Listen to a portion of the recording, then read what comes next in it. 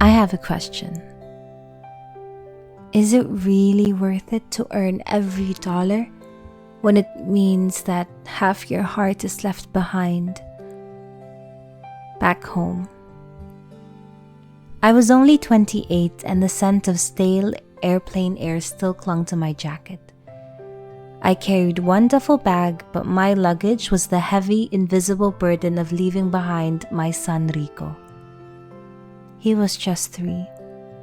He was tiny with the eyes the color of rich, dark coffee and a stubborn hair that I'd always have to smooth down. I handed him over to my mom, Lola Basyang, in Cebu. "Just 3 years, anak," I told him, holding him so tight enough to memorize his weight. 3 years and I promise we'll build you a real house. No more bamboo walls." That promise was what kept me going. I flew to Toronto, trading the humid, colorful chaos of my life for the quiet, cold order of theirs. My new title wasn't mom, it was caregiver. I went to work for the Chen family. Their house was all white granite and cold glass, and my small basement room smelled perpetually dry from the heating. Their son, Ethan, was 5, bright but lonely because his parents were always gone. My life became a loop ruled by Ethan's needs. I learned to bake his gluten-free muffins until I can do it blindfolded. I helped him build the model volcano that erupted baking soda and vinegar all over their expensive kitchen floor.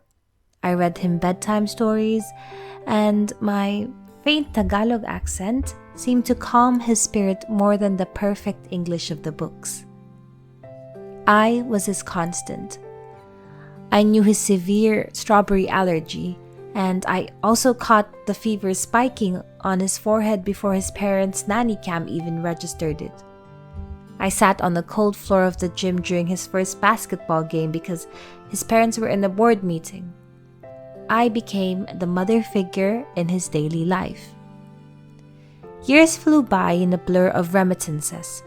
I sent money home, 1,000, 2,000, sometimes even more, every single month. I watched the money become real. There was a new roof, strong cylinder blocks, painted walls, and my heart swelled with so much pride when I saw Rico, now a lanky teenager, standing next to Lola Basyang. But the video calls were torture. "How was school, anak?" I'd ask. "It was fine, ma," he would respond. "What did you have for lunch today?" "Lola cooked sinigang." He was polite, but his eyes never held mine. He didn't truly need me. He had Lola. I was just the remote funder. Then, Ethan graduated high school. Back in Toronto, he won a big debate contest. And surprisingly, he didn't even call his parents. He called me. "Tita Lina, we won," he shouted. "Can we please celebrate with pancit?" My heart felt weird with mix of emotions, but mostly it felt like it was splitting. I looked at the photo of Rico, my son. He was now a serious, handsome young man, and the guilt hit me. I managed to smile into the phone, and I said, "Of course, Ethan, I'll make pancit." After short vacations in the Philippines, I always had to go back to Toronto one more time. And this time, it was not just for building a house, but for building a future. I had to pay off loans, Rico's university fund. All those kept me chained to that basement room back in Toronto. On the other hand, Ethan was packing for college when he sat me down. He looked at me genuinely sad. He said, "My parents are going to miss you, Tita Lina. he said softly. "You're the one who taught me how to handle life's hard parts. You're always here. And I wanted to tell you this." He took my rough, tired hands. "When I applied for scholarships, I listed you as my primary reference for character. My parents were supporters, but you, Tita Lina, you are my foundation." When he told me that, realization crushed me. I gave Ethan a full, present love, but Rico, who was my own, he got the money I earned, not the guidance I withheld. When I finally retired and flew home for good, Rico was already working in Manila. He was successful, independent, and he was engaged.